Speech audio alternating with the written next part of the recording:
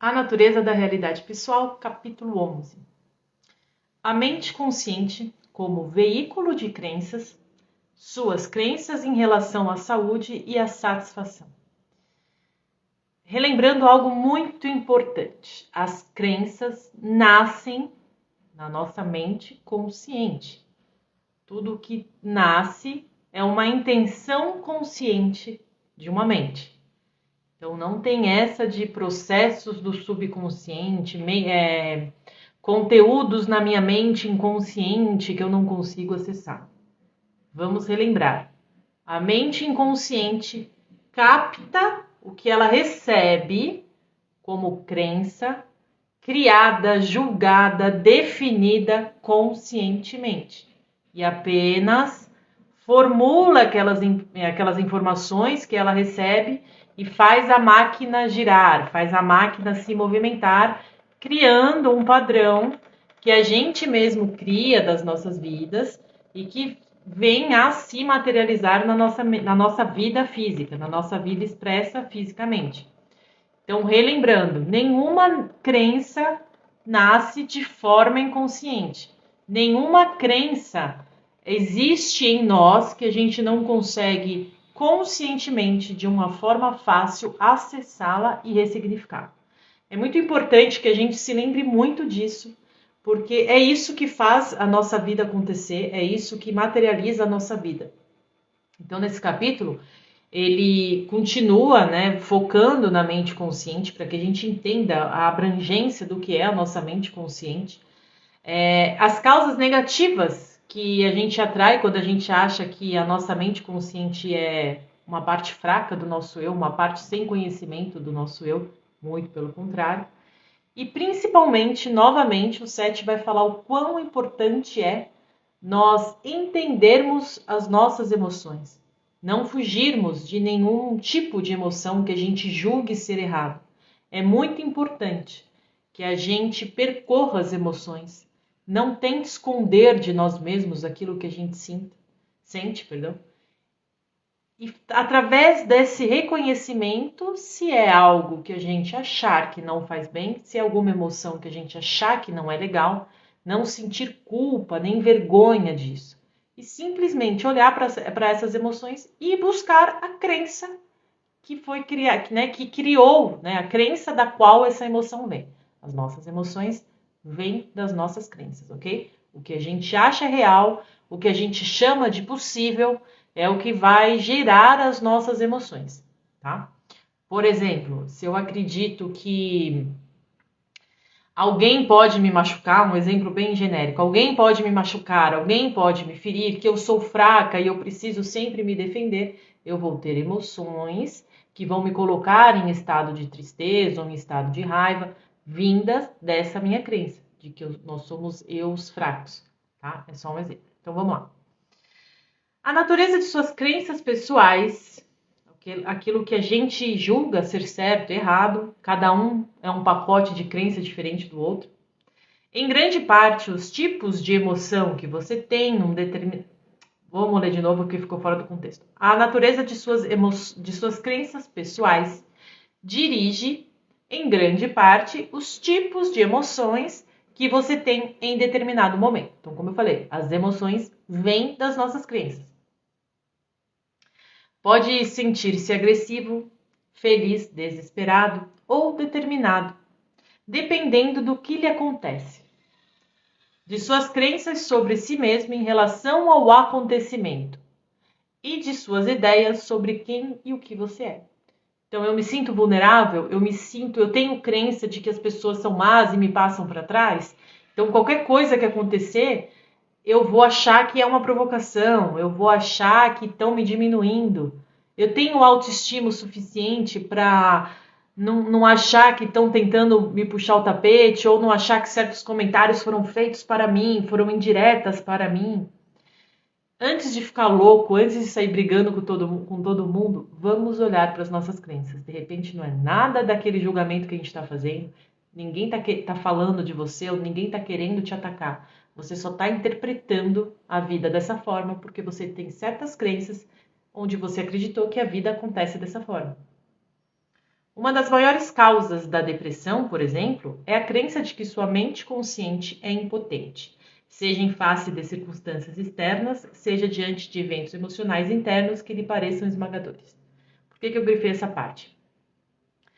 Se a gente não tiver a consciência do quão consciente são as nossas crenças, do quão consciente nós estávamos quando criamos as nossas crenças, a gente tem a ideia de que a crença, a mente consciente, perdão, é algo fraco, é algo que não sabe fazer nada, é algo que não sabe filtrar. Então é como se você olhasse para você e falasse assim: eu não sirvo para nada, eu não dou certo em nada porque eu não consigo criar nada. Ninguém gosta de mim porque eu não consigo sentir e nem criar o amor. Qual é a tua crença em relação ao amor? Você acha possível ser amado? Ou você acha que o mundo é mau, que o ser humano é ruim e que vão sempre te passar para trás ou vão sempre te fazer sofrer? Quais são as suas crenças em relação à vida? O que você pensa sobre você mesmo? Não é aqui para criar falsos egos de sentimentos de superioridade, não é isso, mas de verdade, você se sente capaz, você se sente merecedor, conscientemente falando. Então, as nossas questões, elas não estão escondidas de nós, pessoal, elas estão muito próximas. Basta a gente querer fazer esse trabalho. E aí ele fala, né, que então uma das maiores, dos maiores motivos da depressão é a gente ter todo esse pacote de crença, não olhar para eles, e isso vai nos dar um sentimento de vazio, vai nos dar um sentimento de impotência em relação à vida, porque a gente se sente impotente para fazer algo, para mudar, e aí a gente vai se enfraquecendo a imagem que a gente tem da gente mesmo, e aí vem os casos, né, de depressão tão comuns hoje em dia. A psicologia, a religião, a ciência, de um modo ou de outro, contribuíram para aumentar a confusão, tirando da mente consciente suas qualidades de direção e considerando-a como uma enteada do eu. As escolas de pensamento positivo tentam remediar a situação, mas em geral prejudicam mais do que ajudam, porque tentam forçar crenças que as pessoas gostariam de ter, mas que não possuem em seu estado atual de confusão. Então, fora todo esse lado do dogma de muitas religiões que colocam a gente como seres pecadores, filhos do pecado, estamos pagando algo que fizemos contra a força maior, por isso que estamos neste planeta, enfim. Tirando esse lado, a gente ainda tem que lidar com a gente não quer ficar nessa questão, então a gente vai procurar escolas filosóficas ou escolas para que do pensamento positivo. E aí eles nos ensinam que a gente tem que ter o pensamento positivo e ficar focado no pensamento positivo. O que está certíssimo, temos que ter. Mas é difícil a gente manter esse padrão do pensamento positivo sem fazer essa análise das nossas crenças. Porque senão, como é que você consegue colocar água limpa em um copo que está lotado de sujeira, de água suja? Então a gente tem que tirar essa água suja do copo para depois colocar água limpa. E aí vai ser legal, vai dar para ingerir, ok. Enquanto a gente não fizer esse trabalho, vão ser crenças muito opostas entre si que não vão encontrar uma harmonia. Então, a gente vai desistir no meio do caminho. É simplesmente isso que acontece. A gente desiste no meio do caminho, porque a gente não está fazendo o mais importante, que é a autoanálise. E quando a gente faz essa autoanálise e automaticamente a gente ressignifica nossas crenças, a gente já muda o nosso estado vibratório.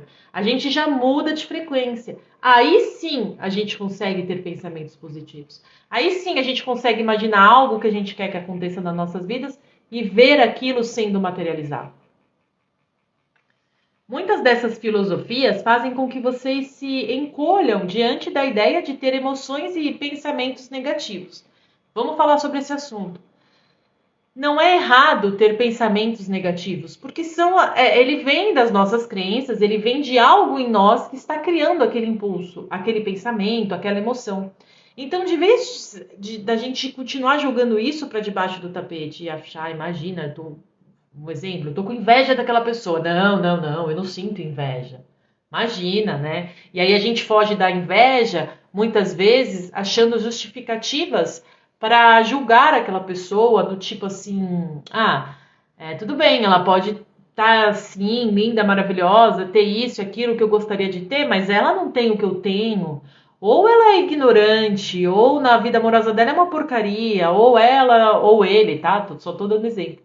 Então a gente justifica julgamentos, através de julgamentos errados que a gente está fazendo do outro, de vez simplesmente olhar e falar assim, puta, senti uma inveja daquela mulher, daquele homem, daquela pessoa, daquela situação, queria muito aquilo pra mim.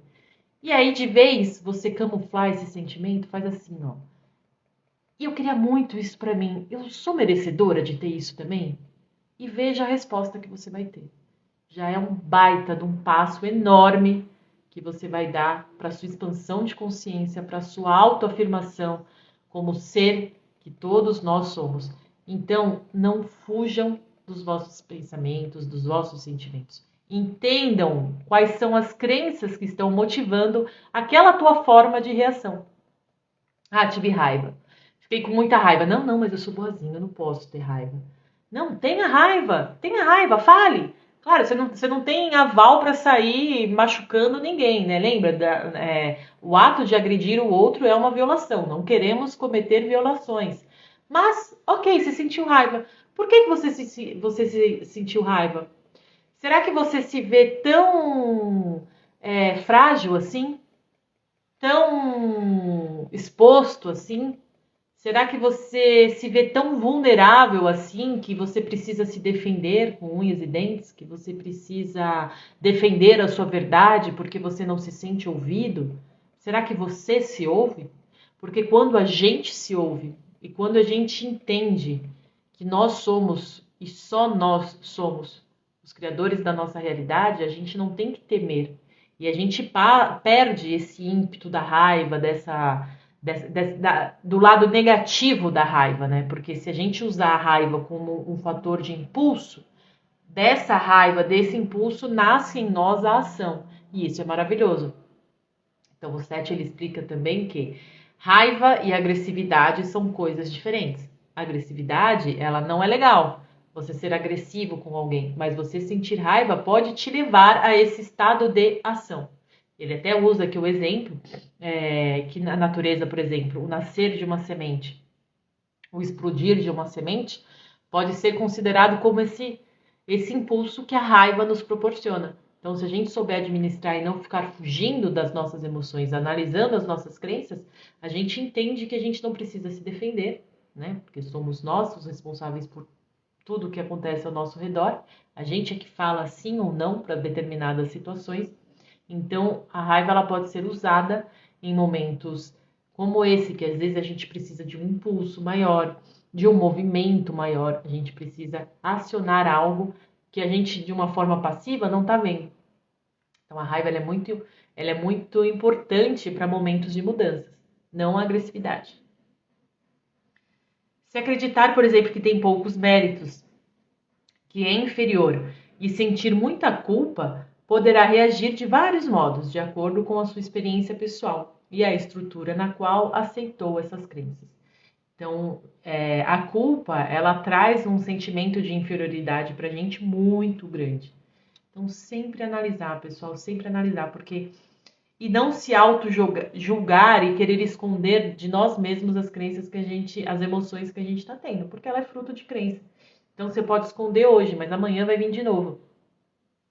Para que isso não crie um hábito e uma forma de agir, para que isso não faça parte da nossa personalidade, vamos analisar as nossas crenças sem fugir das nossas emoções. Através das nossas emoções, a gente pode usar um caminho para encontrar crenças que a gente aí deixou passar despercebido, que a gente não faz nem ideia que a gente tem. Vivenciar suas emoções como emoções não é o mesmo que aceitá-las como declarações de fato sobre sua existência. Se eu sentir inveja, se eu sentir ciúmes em dado momento, não quer dizer que eu não sou merecedora, não quer dizer que eu sou só aquilo. Não, eu senti aquilo e aí eu vou percorrer o que está em mim. O porquê que eu preciso invejar o outro e não fazer por mim, né? E não me sentir merecedora de ter algo tão bom quanto, né? Então, não é nos diminuir, é deixar vir o sentimento, entendendo que nós somos os criadores dos nossos sentimentos, através das nossas crenças, então eu posso mudar aquilo. Não quero mais sentir isso. E aí a gente põe aquela emoção para fora e ressignifica o que está por trás. Aí ele cita o exemplo de uma moça que foi procurar a Jane pedindo ajuda e que a vida dela estava um caos, que ela perdeu um emprego e que todo mundo era muito grosso com ela, e aí ela vai numa loja e é muito mal atendida, enfim, a vida dela tá um caos. E aí o Seth, depois vocês leem nesse capítulo, ele faz várias menções sobre as crenças dessa moça, e é muito legal porque assim, é uma vida bem comum, sabe? Muitos de nós já passamos por um processo como essa moça passou. Então é bem legal que vocês façam essa leitura desse capítulo, ou leem, ou ouçam o áudio aqui no canal, porque vocês vão ver que como que o Seth apresenta esse pacote de crenças que ela tem, do porquê que ela está criando aquilo. E cabe para muitos de nós, pessoal, porque é uma situação bem comum mesmo. Então ele fala assim, ó, Andréia deve, portanto, que é essa moça, né, perguntar-se, por que me sinto tão inferior? Se você negar a validez da sua própria emoção e fingir que ela não existe, nunca será levado a questionar as crenças que estão por trás dela. Olha, e aí ele continua. A este ponto, Andréia acredita que sua vida deve ser difícil. Muitas vezes ela ouviu dizer que uma mulher sem um homem fica em uma situação muito difícil, especialmente se tem filhos. Ela acredita que um novo companheiro será quase impossível de encontrar. Foi-lhe dito que as crianças precisam de um pai e ela sente ao mesmo tempo que nenhum homem quer se envolver com uma mulher que tenha filhos. Isso eu já escutei de amiga minha. Ai, me separei e agora? Ninguém mais vai querer ficar comigo. Na casa dos 30, parece-lhe que a juventude está fugindo rapidamente. De acordo com essas crenças, não pode ver uma mulher muito mais velha como sendo desejável. Crença na idade, para mim, é uma das piores crenças que tem. É uma das mais bizarras, porque a gente tem exemplos lindos, exemplos gigantescos de gente que passa dos 70, passa dos 80 e estão extremamente lúcidos, lindos, maravilhosos, né? Mulherada linda, sei lá com que idade. Eu nem tenho para mim, sério mesmo, determinado o que é velho ou não, sabe? Porque eu tenho exemplos tão incríveis, até mesmo, por exemplo, na minha família. Minha madrinha tem hoje 97 ou 98 anos, extremamente lúcida, uma querida, conversa das histórias do passado, tá sempre arrumadinha, cheirosinha, sabe? Elegante. Então, é bizarro o quão a gente tem essa crença em idade e o quanto isso faz mal para as pessoas. Os homens que ficam desesperados e querem manter uma juventude a qualquer custo, a mulherada aí ficando horrorosa de tanta coisa que faz na cara porque tem medo de assumir certa, sabe? É uma rotulação tão negativa de nós mesmos. Qual o problema se você é uma mulher divorciada e tem mais de 50, 60 anos? Por que você acha que você não é merecedora?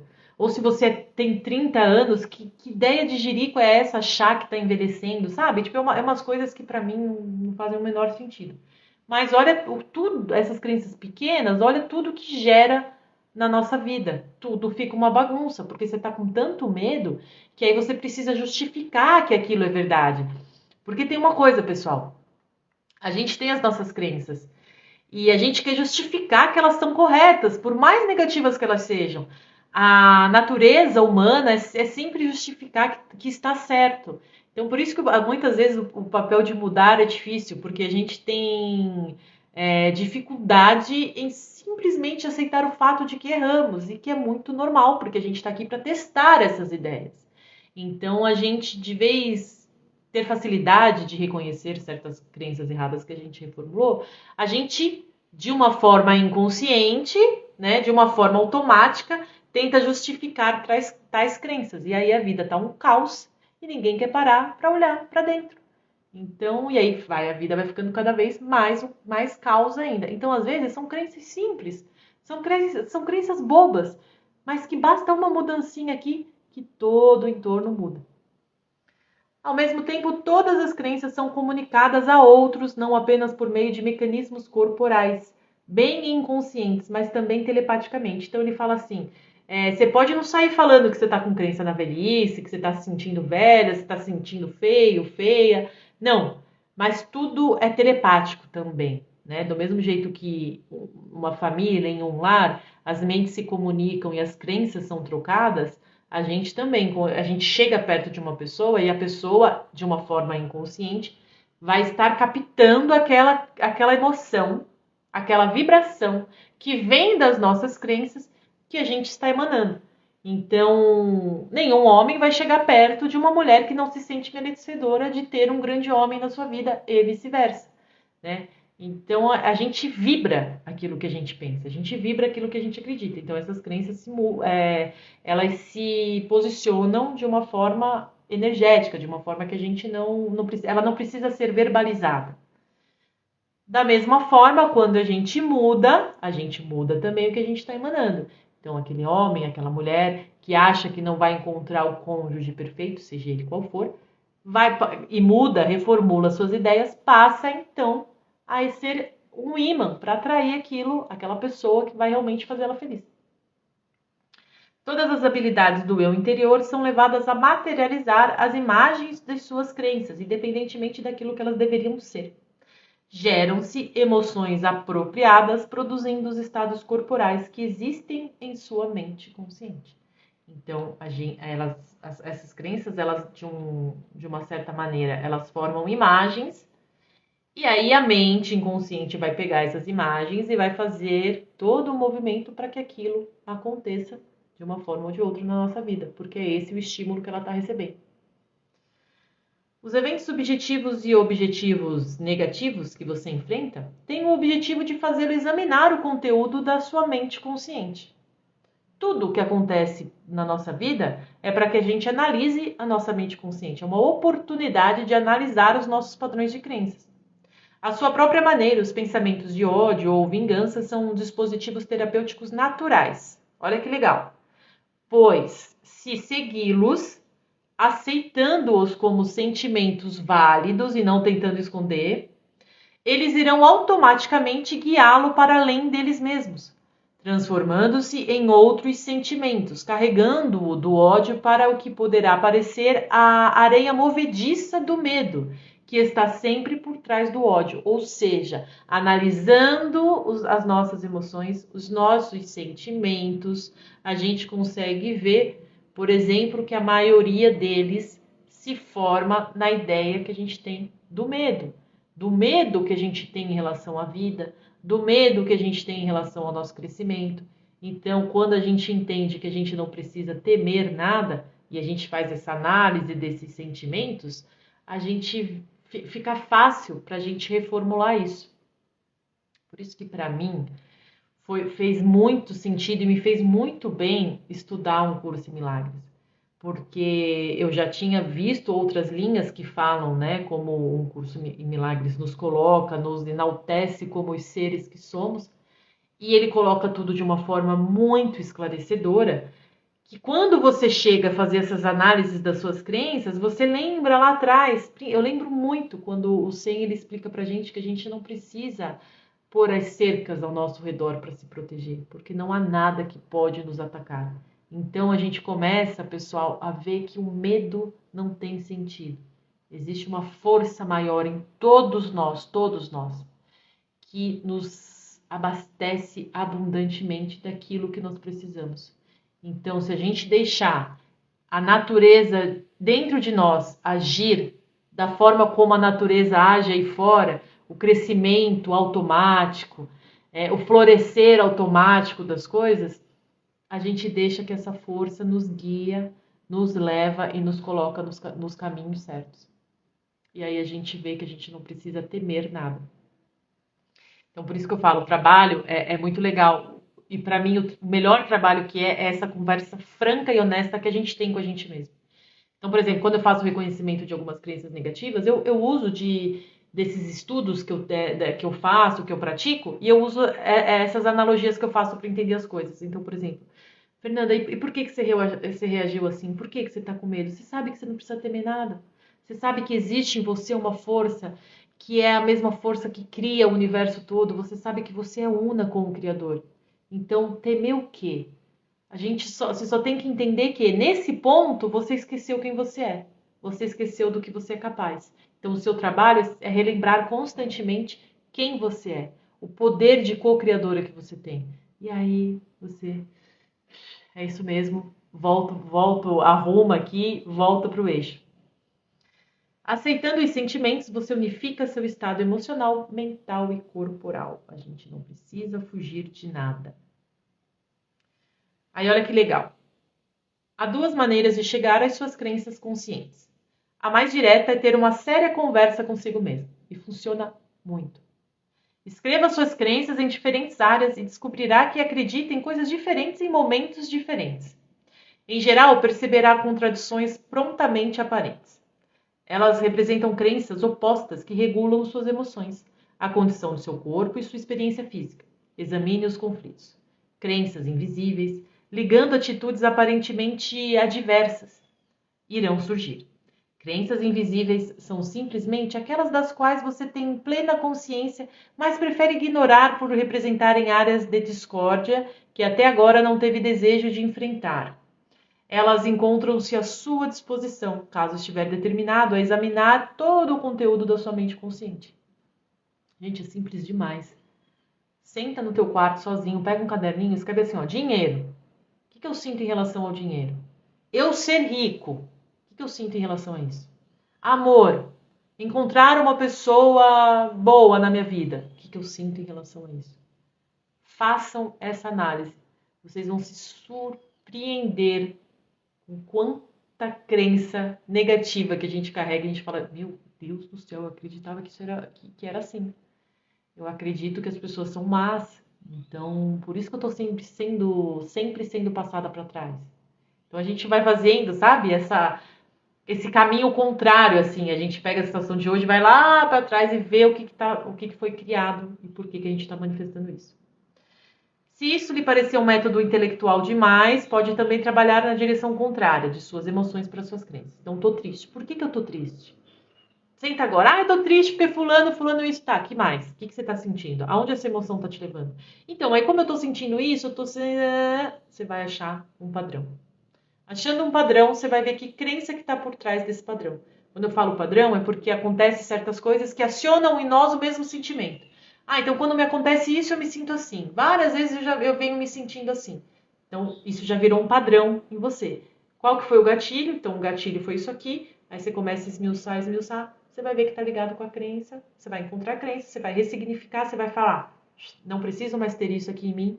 Dou essa energia para que se cure, se ressignifique no todo. Meu eu interior sabe como fazer isso, eu não preciso nem saber como. Mas a minha intenção é ressignificar essa emoção. Ressignificar a crença que eu tenho e não criar mais esse padrão emocional. Parece fácil, mas é, viu? E só vai dar testemunho do quanto é fácil quem fizer, porque eu sou testemunha viva de como esse padrão funciona, e de como é mágico e de como as coisas acontecem. Eu tenho reparado cada padrão que eu criei em mim, pessoal, cada situação que eu mesma criei. Deixa eu só ver aqui que eu acho que eu pulei uma outra parte que eu queria ler aqui também. Achei. Que a gente não faz ideia. Então, por exemplo, certos gatilhos, certas situações, eu comecei a reparar que eu estava agindo sempre da mesma forma. E era óbvio que eu ia me deparar com o mesmo resultado. E aí eu comecei a ver, putz, vai acontecer de novo. Pô, mas se vai acontecer de novo, o que eu estou fazendo? Que padrão que eu estou seguindo? E aí você faz essa análise e eu simplesmente comecei a fazer assim, ó, não quero mais sentir isso, eu não estou entendendo o que crença que é, mas isso aqui eu não quero mais sentir. Entrego pro meu eu interior, eu vejo essa energia sendo reformulada e eu escuto. E literalmente você também vai escutar. Qual é a crença que está por trás disso? Então eu não quero mais sentir isso. Onde é que eu estou criando isso? Aí você, porque você acredita nisso, nisso e nisso. Ah, então tá aqui. Aí você reformula. Você sai outra. Juro por Deus, você sai outra. Você levanta da cadeira, do quarto, da cama, de onde for, você está outra pessoa. A mente consciente se beneficiará muito ao tornar-se cada vez mais consciente da sua influência orientadora sobre os eventos. Quando a gente faz esse trabalho, a mente consciente está vendo que a gente está no comando. Então, sabe aquela história? Ah, o ego está no comando. Não, o ego é o conjunto das nossas ideias. Então, a gente está no comando, só que a gente está ligado de uma forma legal. A gente está consciente do que a gente está fazendo. Então, a mente consciente fala, opa, eu estou aqui sob o comando de um cara legal. O cara que está conduzindo isso aqui está bacana. Aí ela vai se sentir cada vez mais fortalecida. Aí a gente se sente cada vez mais unificado, cada vez mais merecedor. ela já não temerá as emoções ou o corpo como sendo ameaçadores ou imprevisíveis. Não, eu sei o que acontece no meu corpo. Se eu tô com um distúrbio aqui ou ali, eu vou ver por que eu tô criando ele. E aí eu vou consertar, porque eu sei que é possível consertar. Mas perceberá a unidade maior na qual está envolvida. Quando a gente começa esse trabalho, a gente se unifica cada vez mais com o nosso eu interior. O eu que está ligado à fonte. A gente sabe que tudo é uma coisa só, mas a gente precisa dessas etapas, a gente precisa desses processos em camadas. Então, aqui, como personalidade manifestada, a gente pondo consciência nas nossas emoções, pondo consciência nas nossas crenças, ressignificando o que não está legal. A nossa mente consciente vai jogar o estímulo certo para a mente consciente fazer todo o processo acontecer. Ela vai se sentir estimulada, porque a gente está aqui, ó, ligado ao eu interior, aprendendo a fazer certo. Ligados a uma força muito maior que a gente nem imagina que está por trás desse nosso processo de mudança e de expansão de consciência. Isso é para todos. Sorte a nossa que estamos nesse caminho, experimentando tudo isso que a gente vai passar. Tem muita coisa ainda por vir nesse momento de mudança. Mas sorte a nossa que estamos aprendendo a ter consciência de todo esse processo. Muito obrigada. Se você gostou deste e dos demais materiais de nosso canal, peço que curta este vídeo e se inscreva no canal. Assim, o YouTube entenderá que o assunto tem relevância e você estará ajudando para que mais pessoas recebam seu conteúdo.